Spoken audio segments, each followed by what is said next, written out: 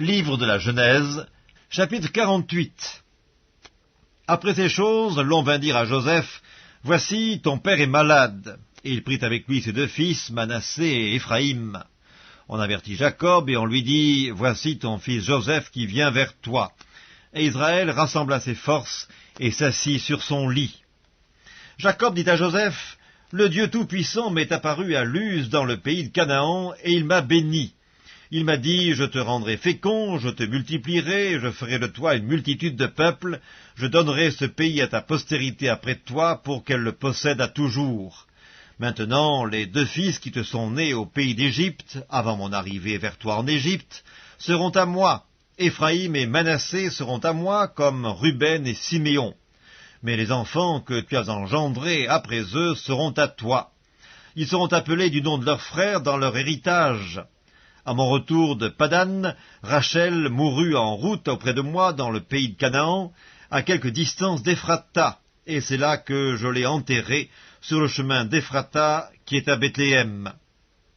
Israël regarda les fils de Joseph et dit, « Qui sont ceux-ci » Joseph répondit à son père, « Ce sont mes fils que Dieu m'a donnés ici. » Israël dit, « Fais-les, je te prie, approcher de moi pour que je les bénisse. » Les yeux d'Israël étaient appesantis par la vieillesse, ils ne pouvaient plus voir. Joseph les fit approcher de lui, et Israël leur donna un baiser et les embrassa.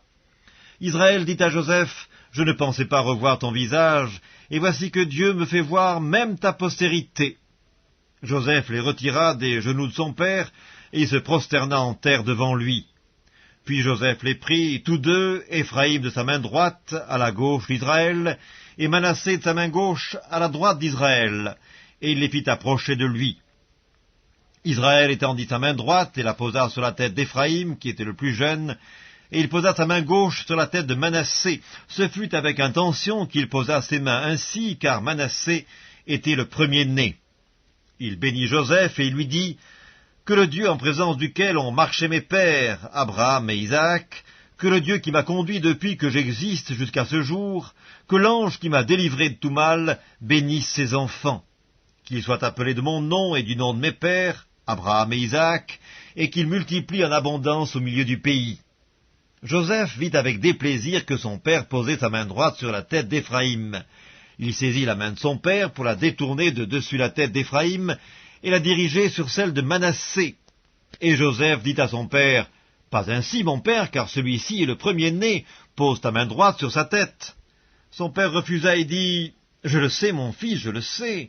Lui aussi deviendra un peuple, lui aussi sera grand, mais son frère cadet sera plus grand que lui, et sa postérité deviendra une multitude de nations. » Il les bénit ce jour-là et dit, « C'est par toi qu'Israël bénira en disant, « Que Dieu te traite comme Éphraïm et comme Manassé. » Et il mit Éphraïm avant Manassé. Israël dit à Joseph, « Voici, je vais mourir, mais Dieu sera avec vous, et il vous fera retourner dans le pays de vos pères.